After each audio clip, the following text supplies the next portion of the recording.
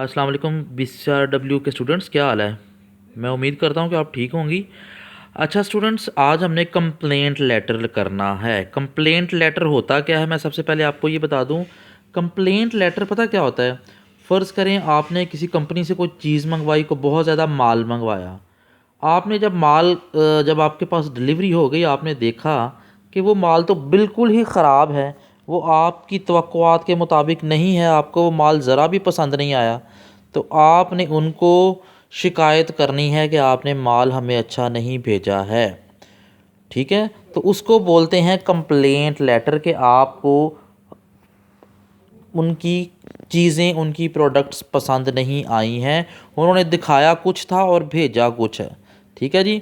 तो complaint letter लिखने के लिए एग्जामिनेशन हॉल, सिटी ABC और डेट बिल्कुल एग्जैक्ट लिखनी है।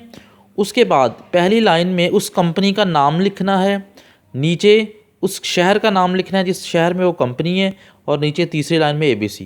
पहली लाइन में उस कंपनी का नाम, दूसरी जो लाइन में वो कंपनी कहाँ पर वाक़या है, तीसरी में ABC। Dear sir, with reference to our letter dispatched on February 20 2009 for an order of, ये लिखा हुआ प्रोडक्ट नेम। प्रोडक्ट नेम का मतलब है कि वो चीज़ जो हमने मंगवाई थी। कहता हमने आपको लेटर लिखा था एक हवाला देकर कि हमें इतनी प्रोडक्ट्स चाहिए। It is informed. अब आपको ये बताया जाता है डैट वी हैव रिसीव्ड। आगे वो प्रोडक्ट नेम का मतलब है जो चीज़ें आपने मंगवाई हैं, पेन्स मंगवाए हैं, पेंसिल्स मंगवाई हैं, या फिर आपने कॉपीज़ मंगवाई हैं। ठीक है, यहाँ पे वो चीज़ का नाम लिखना है कि हमने आपकी वो चीज़ें रिसीव कर ली हैं। It is also stated with regret. Regret बड़े अफसोस के साथ आपको कहा जाता है that product name are not according to the specification. ये लफ्ज़ क्या है, स्पेसिफिकेशन। स्पेसिफिकेशन कि बिल्कुल जो है एन मुताबिक नहीं है, जो आपने हमें सैम्पल दिखाया था उसके मुताबिक नहीं है।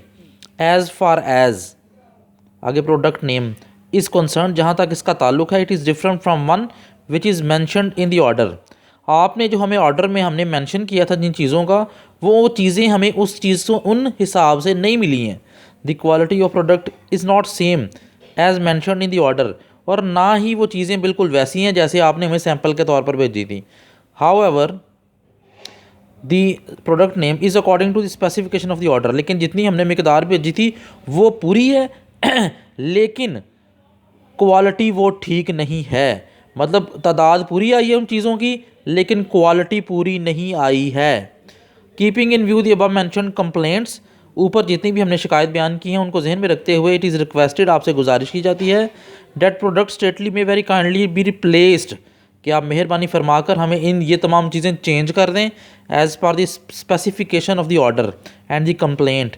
हमने जो चीज़ें आपसे मांगी थी उन चीज़ों के हिसाब से, और हमारी शिकायतों को दूर किया जाए।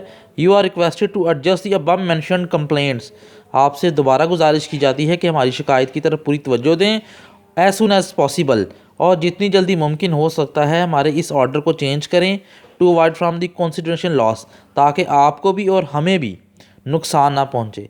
योर्स ट्रूली, आपका ताबेदार, आपका मुखलिस। ठीक है, तो ये है एक कंप्लेंट लेटर कि आपने शिकायत करनी है कि हमने आपसे जो चीज़ें सैंपल के तौर पर ली थी वो चीज़ें सही थी, लेकिन जो अब आपने हमें भेजी हैं वो बिल्कुल किसी काम की नहीं है, उनका माल ठीक नहीं है, वो उनमें ख़राबी है, आपने हमें दिखाया कुछ और भेजा कुछ।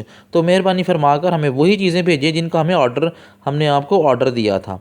तो प्रोडक्ट नेम में वो चीज़ें लिखनी हैं जो चीज़ें आपने मंगवानी हैं। पेन्स हो सकते हैं, पेंसिल हो सकती हैं, फुट्स हो सकते हैं, स्टेपलर्स हो सकते हैं, कुछ भी हो सकता है।